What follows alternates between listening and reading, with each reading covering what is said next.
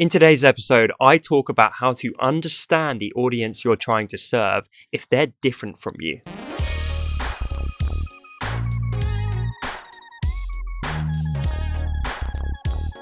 Welcome to episode 112 of The Honest Entrepreneur Show, where I help creatives like you to master your marketing.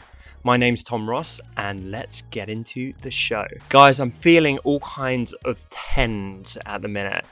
To explain what I mean, I'm noticing a lot of tens happening in my metrics. So you know I'm not about that metric life, but I recently hit 10K on Instagram, which was pretty cool. Thank you everyone for being part of that journey and helping me reach that particular milestone. That's been a pretty proud moment for me. I'm just about to hit 10K for the first time this month in terms of downloads for this podcast. So it's growing every single month. Again, I really appreciate everyone who listens at home. But that's really starting to pick up steam. So that's awesome as well. And I think I'm about to hit 10K on collective views on my YouTube.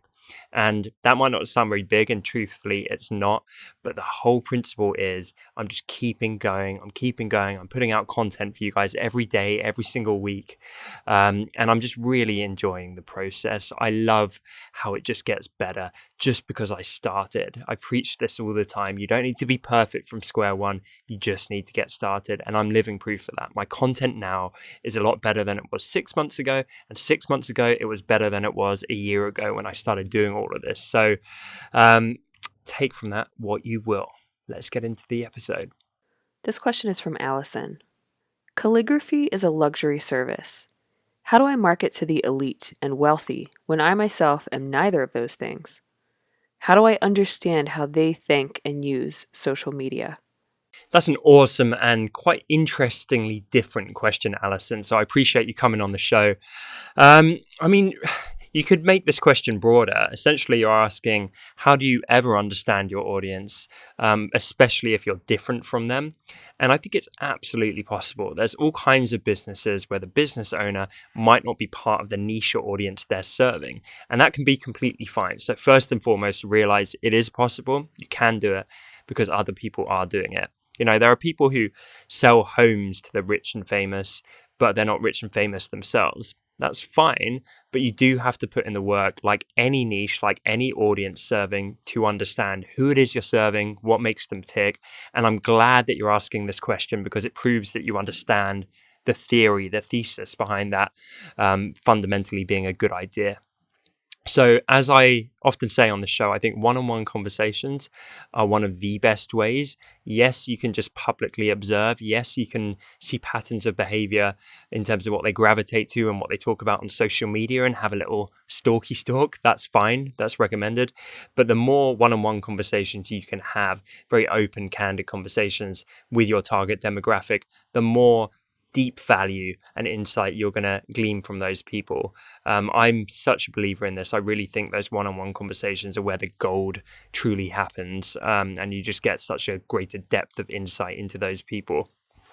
So in terms of calligraphy being a high-end service, I mean, that's debatable. I think people of all walks of life can pay for calligraphy at certain points. But yeah, if you're doing like some rich family's christening or a fancy wedding or something like that, of course, that kind of strays into that upper echelon of society. I think that's obviously going to be a more lucrative market than people that have no money. So that makes it quite a compelling niche, hopefully. But I think you just need to immerse yourself in that world.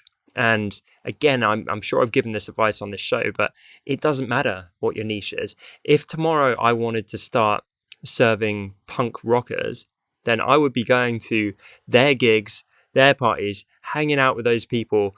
The way I think about this stuff is like method acting. I'm all in. I don't want to just watch from the periphery because I'd probably do a shitty job at actually understanding and serving those people. I want to do what Sacha Baron Cohen did, where he got so ridiculously into his roles that he would piss off his wife, Isla Fisher, because it was like living with the character instead of living with her husband. So I think you should do that kind of approach where you just live and breathe that world, because on the flip side, you know, maybe you learn more about these people and you actually think, I really hate them. I don't really want to serve these rich people. They piss me off. They're nothing like me. They're too materialistic. They're not my cup of tea.